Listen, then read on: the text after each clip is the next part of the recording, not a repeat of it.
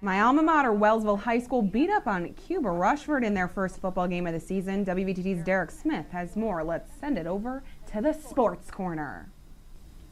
Out of the WVTT Sports Corner, I'm Derek Smith. Port Allegheny quarterback throwing up some pretty impressive NFL numbers. How about 338 passing yards impressive, including 5 touchdowns.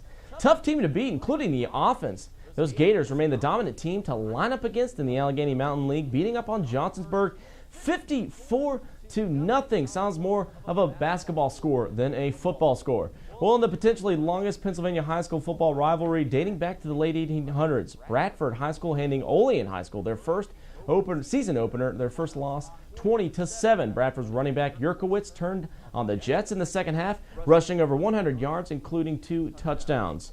And it didn't go as planned for Cuba as they fought against Wellsville, losing 42-0. Cuba had too many costly turnovers, and Wellsville taking advantage of that, throwing some pretty spirals from the quarterback and the Wellsville offense right into the arms of his receivers. Well, from high school football to baseball in the Bronx, the Bombers' struggles continue with their 5th loss and their last 6 games, this time to the Tampa Bay Rays 5-2. B.J. Upton and Desmond Jennings both hit home runs for the Rays. Yankees skipper Joe Girardi wasn't on hand for the final out after he was ejected from the game for arguing balls and strikes with the umpire. Let's stay with the Yankees and Rays for right now. Check out this groundskeeper during the 4th inning doing his Carlton Banks dance. Guy's got some moves, wouldn't you say? You may remember this dance move made famous by the 1990 sitcom The Fresh Prince of Bel-Air. Watch the big man as he shows off his moves and does the wiggly whatever that is he's doing. Anyways, out of baseball, let's get into some NFL talk. Speaking of some NFL talk tonight, the NFL season kicks off tonight, I just said that, with the New York Giants hosting the Dallas Cowboys. With the league locked in a labor dispute with the referees union, replacement referees will be used to officiate the game. Check this video out. Negotiations between the NFL and the referees over pay and other matters have been on and off for months. In the meantime, the league hired replacement refs from the college and high school ranks. Some of their work in preseason games has come under fire, from penalty calls to communication issues. Former New York Giants running back Tiki Barber says such replacements face big challenges in the big league. The speed of the game is so much faster, and also the pace of the game is so much faster, meaning things are happening faster, not just the play on the field. And it's easy to get confused or caught up in the moment as a player. Imagine what it's like as a referee who hasn't been on this stage before. And a Sports Illustrated writer criticizes the NFL for using them. They are really putting the players in danger by having replacement referees who are not at the very top of their profession. Football is by nature a chaotic and violent game, and the NFL must do all it can to bring order and safety to it. The 121 NFL referees are considered part-time workers and have outside careers. Last year, they were paid an average of nearly $150,000 plus benefits. I'm Ed Payne reporting.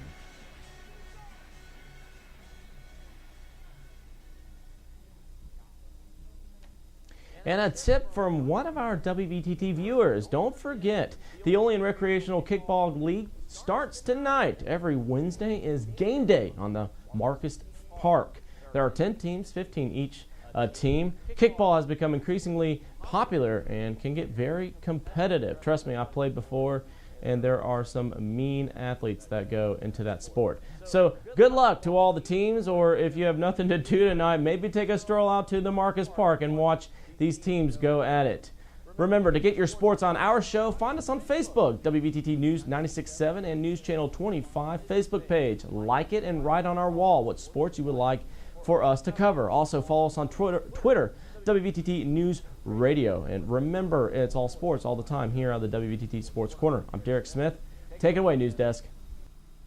Thank you, Derek. And let's look at our community calendar. This Sunday, there will be a service in the park put on by the First Presbyterian Church. That's at Pioneer Park in Portville from 11 a.m. until noon. It's open to anyone who wants to go. You should bring a lawn chair and set up in the park. Remember, if you have any community events that you would like us to cover, please email us at news@colonial or news@colonial.cc, or you can post something on our Facebook wall or follow us on Twitter. Any way that you can get a hold of us, we would love to hear from you, Jeff. Lots of ways to communicate with us here at WVTT. Finally tonight, a black bear is on the loose after escaping this afternoon from Cleveland, Ohio. Dick Russ has video of the escape. The black bear crawled up into the tree right in the front parking lot of Rockside Park Towers. Curious crowds started gathering right away. I see this big black bear. He's been in the tree since 9 o'clock this morning, and I was wondering how he got up there. Wildlife officers and Bedford Heights police and firemen figured they might coax him down by soaking him with a fire hose. That only made the bear go higher in the tree, and people started offering their own suggestions. Well, it was Mom's idea. She said, bring honey down here to put it on the bark and then draw it down. They built a snow fence around the tree, set out a humane trap, and hoped to contain the bear if and when he eventually came down. He suddenly scampered down and ran to another tree. Now everybody get on that side of the street. But they scattered as the 300-pound bear hopped to the ground again and took off through the parking lot. He jumped a couple fences and outran everyone, and finally ended up all the way down on Interstate 271 when he disappeared into the woods.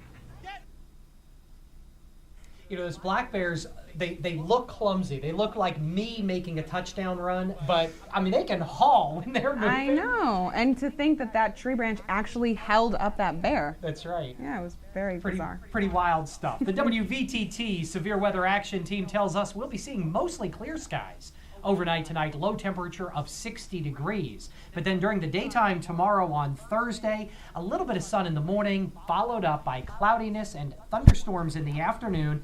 High temperature tomorrow, 79 degrees. Mostly sunny on Friday. High temperature 79 degrees on Friday for the season championship night at the Bradford Speedway. Forecast calling for scattered thunderstorms on Saturday, high temperature of 67, and a few clouds around on Sunday. Otherwise, sunny skies on Sunday. Sunday's high temperature, 64 degrees. So as we said yesterday, Alexa, a mixed bag of weather over the next couple of days. That's true, and we are going to see those cooler temperatures. Fall is officially here. It seems like those leaves are already changing if you look up on the hill, and it's just crazy to think that summer is over. Over already. Kids back in school. Olean started today, so we'll continue to keep you up to date as far as what's happening news-wise here at News Channel 25 WVTT. I'm Jeff Angelonis. And I'm Alexa Olson. Thanks for watching, and have a great night.